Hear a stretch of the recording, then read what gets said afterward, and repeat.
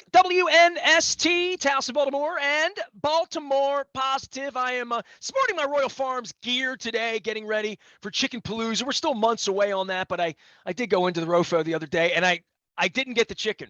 I just went. My wife said, run in and get lottery tickets because the thing's like $220 million. So I did.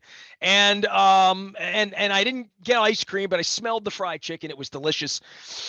Can't wait to get back in there. I've got the Royal Farms coffee in the cup. It's all brought to you by our friends at Cole Roofing and Gordian Energy. I found my Cole Roofing mug, so I'm proud of myself. I know Bill is proud of me as well. I'll be giving away Betty Boop scratch-off tickets at Greenmount Station next Friday the 15th. We're at G&A Coney Island Hot Dog on the 22nd. And Conrad's in White Marsh, but maybe Perry Hall.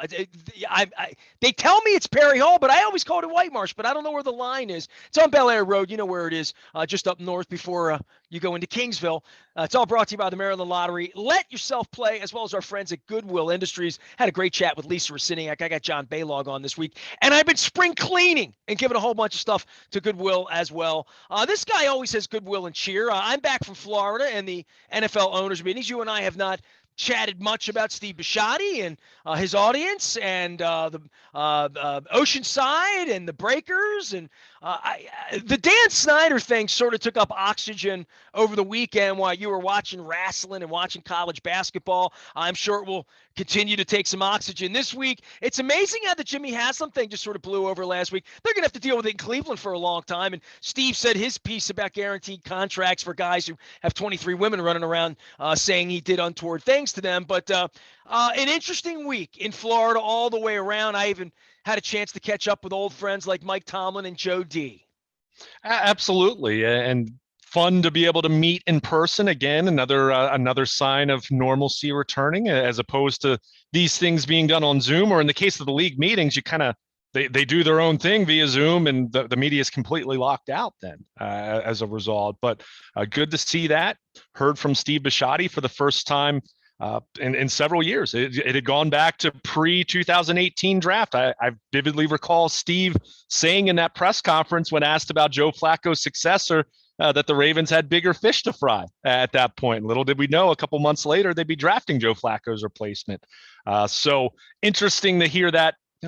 I don't know if you call it full circle, but now talking about Lamar Jackson. Let's be honest. If Lamar got taken 19th by somebody, they would not have gone in the direction they weren't convinced they were taking. So I'll defend Steve on this one. On some other things we're going to find out about. The jury's still out on lots of things with Steve, but on that one, no. I don't think he was being dishonest when he said that. I don't think they really. I think they thought maybe a quarterback, if this, that, but they weren't glued. If they were glued on a quarterback, they wouldn't have taken Hayden Hurst. Well, exactly, and that was always the point I made. But clearly, it was something that was on their mind at the time. I didn't bring that up as being accusatory or anything like that. It was more so just how long it's been. That feels like an eternity ago, and now we're talking about Lamar Jackson's long-term contract. And as you would expect, Steve Bisciotti talking quite a bit, as you mentioned, the Haslam family and the Browns, not just acquiring Deshaun Watson, but giving him a 5-year, $230 million fully guaranteed deal, which, as I've said all along, it's a sea change. If you're Lamar Jackson, you're Kyler Murray, you're Joe Burrow, you're Trevor Lawrence, if he survives and thrives in Jacksonville, go down the list of young quarterbacks who haven't gotten paid yet. You look at that and say, hey, wait a second. I'm at least as accomplished as Deshaun Watson on the field, and I don't have the off the field issues. So I want what he has plus more. Like, that's the starting point now. Anyone worth their salt as an agent or as a negotiator, whether you have an agent or not, if you're Lamar Jackson or not, you're looking at that and you're asking, well, why wouldn't I get that again? So it's a game changer. It is. And I think the NFL, as much as the league they were able to put the toothpaste back in the tube as it pertained to Kirk Cousins because he had done this. But keep in mind, that was a 3-year deal. A lot of contracts have a structure with guarantees going into the third year, at least partially guaranteed, at least injury guaranteed at that point. But with this being a 5-year deal, it changes everything. So, of course, that was going to be a major topic, whether it was Bisciotti, whether it's any other ownership group or GMs who have quarterbacks who have yet to be paid that are going to kind of fit that profile of, that top tier. And we know it's cyclical. I mean, as much as you can try to say, okay, well, Deshaun Watson isn't the best quarterback in the league. That's not the point. He was the next guy up, and the Browns did what they did. Whether it was smart, whether it was wise, whether it was any way ethical, they did it. So that's where the rest of the league now is set to face the fallout. And I think, in fairness, I think that was coming. I think fully guaranteed deals for quarterbacks. Any other position, I still think that's going to be that's a tall order. Kirk Cousins there. thing was a little bit that sort of that made the kettle boil a little bit, right? A little bit. Yeah, exactly. Right. Exactly. And like I said, they were able to hold that off, but you have a case here where a quarterback of that ilk was available, and that's where we can bring it back to the Lamar Jackson discussion, because hey, we're going to be talking about this until there's a long-term deal, until he's tagged, until he's traded at some point. I mean, I'm just throwing out all the different scenarios that exist with Lamar Jackson. We're going to continue talking about it, and this is part of it now. And because they are scenarios, because we've now seen it happen. Right, exactly. And if I'm Lamar, I'm looking at this and I'm saying, I want a guaranteed contract. Well, whether it's 4 years, 5 years, 6 years, I want it guaranteed. And if Deshaun Watson can get it, then why am I not going to ask for that? And that's what it continues to come back to. And it's where Steve Bisciotti addressed it. And you got the sense, just like we've heard from Eric DeCosta, we've heard from John Harbaugh, that the Ravens are ready, willing, and able. They say. That said, whatever financial terms have been talked about to this point, and if you recall at the beginning of the offseason, Eric said he and Lamar had 5 or 6 discussions, meetings, conversations, whatever you want to call them, over the last calendar year. You'd have to think money has come up at some point there. Even if they've kept it light, terms have been discussed in some casual, semi-casual, semi-formal kind of sense. But what I would say now is, after the Deshaun Watson's contract playing out, all those talks now are moot. All those talks now are kind of irrelevant at this point. So that's where you go back to Ravens. They can say they want to get a deal done, and I believe, of course, they want to get a deal done, but how much of that is what they would like it to be on their terms compared to whatever Lamar Jackson's thinking? And if those two ideas aren't even close, then you have. Then they both play the field. They franchise him. They give him 40 whatever million next year, or he sits out, or they deal him for 3 number ones to the Cardinals. You make it up. I don't know. Whoever that is 2 years. Go with Miami. Why not Miami? The Dolphins, right? Sure. South Florida. Yeah. Right? Everybody wants to play there. It's good for their taxes. Well, he's from there. I mean, that's why, and I say that in jest, but hey, we just don't know what's going to happen. I mean, I think the Ravens clearly still want to have Lamar Jackson. He said on Twitter just a couple of days ago that he took issue with some of the, I guess, quote, false narrative. But the problem is, for Lamar or anyone, and look, he's been so quiet about his contract status. He was asked about it last May. He was asked about it in June. He was asked about it in early August. I mean, every time he's been asked, he was asked about it at the end of the season, when he spoke the day after the season ended. Of course, when he was sidelined with the bone bruise in his ankle. And every single time he has said he's more focused on training camp, or more focused on the season, or in the case of January, more focused on getting healthy again. Well, the reality is, if you're not going to talk about it, and that's his right, he doesn't have to say a word. He doesn't have an agent that's going to leak information to the Adam Schefters of the world. But the quieter you are about it, it's not as though people are just going to say, "Oh, we're not going to talk about Lamar's contract." And you can have chicken sandwiches all afternoon, Royal Farms anywhere you want, but people are going to be asking about it. And the next time, Chad Steele unleashes him on whomever for whatever, at whatever passing camp, mini,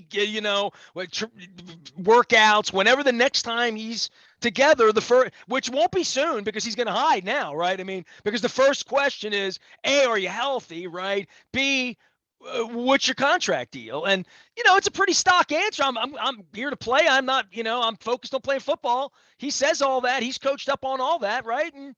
And then it goes away, and we open the radio and open our notebooks and open our social media, and somewhere between now and then, the next quarterback thing will happen, right? He's not the only guy out there getting money or things moving around or teams moving money around or trying to lock things up.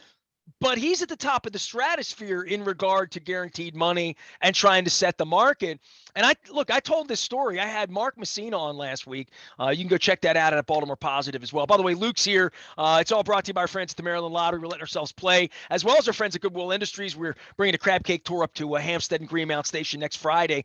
Come on out and say hello to Andy. Andy's been like slinging it over there at G&A. Got a whole diner thing going on. I'm looking forward to seeing him next week too. On the quarterbacks and the money and this offseason, this is where the draft replaces players, takes away your need to say we have to have Calais Campbell or we missed out on Bobby Wagner. I mean, all of these things that have happened. There was the whole 5 days to bring Bobby Wagner here, right? Like there was all of that. That's over now. He's going to the Rams. So the league has a different light, but we're 3 weeks out now on like a Las Vegas draft, right? Literally. No question about it. And as much as it's felt like a different offseason because of the movement, because of the trades, because of so many teams, I don't want to say copying the Rams, but certainly taking cues from the Rams and being aggressive. And hey, it's a copycat league. We've talked about that for how long now? The Rams being as aggressive as they were and as they've been the last few years with trading draft picks and wanting to have stars at the top of your roster. Even the Bengals, the Bengals didn't go out and trade first round picks, but the Bengals, we saw them be much more aggressive in free agency last year than they've ever been. I mean, I don't need to tell you, you've been around at owners meetings, and Mike Brown, the reputation for years was they were just so incredibly cheap that they weren't going to pay. I saw the other day they're going to build a bubble. Marvin was like threatening to leave in 2011 because they didn't have a bubble. It's insane. Right. But I think as much as the Rams get the attention because they won the Super Bowl, and look, they have the big stars that, they did all the star hunting that you kind of think about it in terms of more like the NBA in that way. But the Bengals were more aggressive than we had seen them be last offseason. They bring in Hendrickson, they bring in a number of guys to kind of rebuild that defense on the fly. And we saw them have success with that. We saw them at the start of this offseason go out and buy a couple offensive linemen to upgrade their biggest weakness. But the point is, when you see teams do things a little bit differently, and maybe the Ravens are the exception because Lamar Jackson is so unique. So you haven't seen someone copy that. Although, the right player comes along, right quarterback comes along in college, they'll try it because they've seen Lamar, they've seen Kyler Murray, that you can, at the very least, get to the playoffs and have a very fruitful regular season with that. But when you see these teams be aggressive, now we're seeing stars being traded and teams trading first round picks and seeing more aggressiveness. That said, we do come to April, as you mentioned, and as much as you have free agency calming down, you would think the trade market calms down a little bit at least because we've seen so much activity as it is. It is a reminder that, the draft. And as much as you can talk about trading first round picks and acquiring Tyreek Hill or acquiring Devontae Adams or acquiring Khalil Mack, we still know the best way from a long-term standpoint as far as sustainability is the draft. And that's where you look at the Ravens and say, hey, 14th pick, earliest they've picked in quite a while.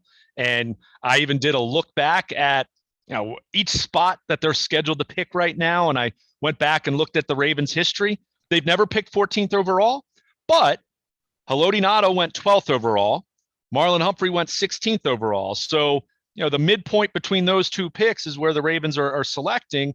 If you can get a player the caliber of somewhere between Haloti Ngata and Marlon Humphrey, that's going to change your football team, that in a good way. So that's the opportunity the Ravens have. Of course, they have 2 third-round picks. We know they have 9 picks in the first 4 rounds. I mean, they're stacked, right? Like literally, this is going to be the story the next 3 weeks is they're stacked, and where are they going to get help? Where's this center coming from? Where's this right tackle coming from? Where's the next left tackle coming from? What's going on in the middle of their football field? What's going on in defensively? What's going on with pass rush? What's going on with interior defensive line? Like, It feels like last year it was broken record wide receiver. For you, it was 5 years of who's going to play cornerback, who's going to play safety, who's your nickel, who's your dime, going on and on. And now we believe we have a running game. You believe the running backs are coming back. You have all of these injuries, right? So that is really the whack-a-mole of all of this for DaCosta. But you're talking about bringing in 9 football players in the top 120, or what was a crazy number, right? Yeah. I mean, it's a great opportunity. You have 5 fourth-round picks, and as much as that's exciting, we also know back in 2016 they had 5 fourth-round picks, and none of those guys are still with the team, with Tavon Young having been released a few weeks back. So great opportunities. You're not going to hit on all 9 picks. Let's be very clear about that. That's obvious. The captain. But you can try statement. like hell. But well, I will say you better come away with a few impact football players out of this draft, because this roster's not getting any cheaper. Who knows what's going to happen with Lamar Jackson? Not even saying Lamar's going to leave, not even going to that extent, but just financially, cap-wise, what's that going to look like from a roster structure standpoint? You need to hit. I think Eric would be the first to tell you this is his most important draft to this point. I mean, Ozzy's final draft was 18. They draft Lamar. They draft Orlando Brown. They draft Mark Andrews. I mean, go down the list of Bradley Bozeman was part of that draft class. I mean, they had a lot of success in that draft class. That was not 1996 Ray Lewis and Jonathan Ogden, legendary, but it was really, really, really impressive. Easily one of the best draft classes they've ever had.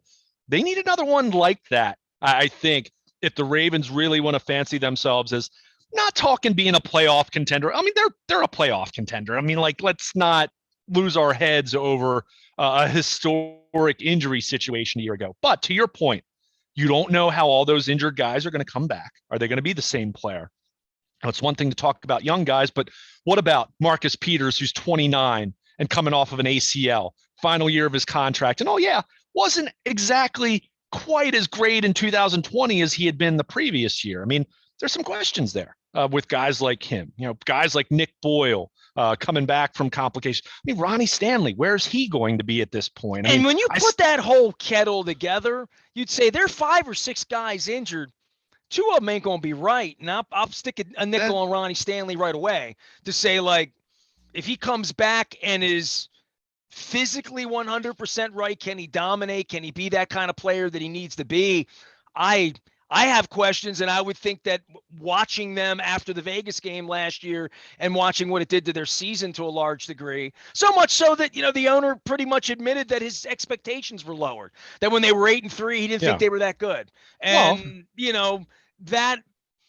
that's a maturity about Steve saying that. I don't disagree with that. You and I sit here and evaluate it every week the same way he does. Yeah, I mean, I recall them being 8-3 and saying to you that if you look at point differential and DVOA and all these different metrics, it says they're much more like a 500 team. And then, of course, you lose Marlon Humphrey in Pittsburgh. You lose Lamar the following week in Cleveland. What did you think was going to happen? You're winning games with 66-yard field goals, dude, right? Yeah. Against the worst team in the league. Right, and that was with Lamar Jackson. So, of course, Lamar goes down. I mean, Steve and I saw not as many people as I thought would bristled over that. It's just being honest. I mean, it's what we were talking about at the time. So, but to your point, talking about some of these guys coming back, and that's why I really like the Morgan Moses signing. You've solidified right tackle, but left tackle. Look, I'm not saying you're drafting Ronnie Stanley's replacement, but I do think day 2, at the latest, very early day 3, you need to be targeting a left tackle with some upside traits that you would say, okay, our hope, our expectation even, it can be that that Ronnie Stanley's coming back. But is he going to be the Ronnie Stanley of 2019? We certainly hope he's better than the Ronnie Stanley of week 1 last year, because that guy just physically could not play. And it was evident because he had surgery a month later and missed the rest of the year. But there's a wide range of outcomes with Ronnie Stanley. So you need to prepare for the possibility that even if he comes back, is he the same guy? And if he's not the same guy, he might be able to play, but that value question now, as far as how much he's scheduled to make next year, year after that, that changes dramatically then. Talk about guaranteed money, right? Yeah. Oh, it's the same there way. There goes your case for holy hell. We guaranteeing $230 million, and something happens to Lamar in year 3, and we're eating 80. It starts to sound like Chris Davis when guy can't play. Sure. And I mean, but in the case specifically talking about Ronnie Stanley, you need to be planning, I think, for somewhat. There's a wide range of outcomes right now, from him never playing again to him coming back and being the guy he was, and finally the ankle being right. And that's the best case, right? The worst case is he never plays again, and then you're completely scrambling. That's why you need to be preparing. That's why I still think second, maybe one of those third round picks that they have.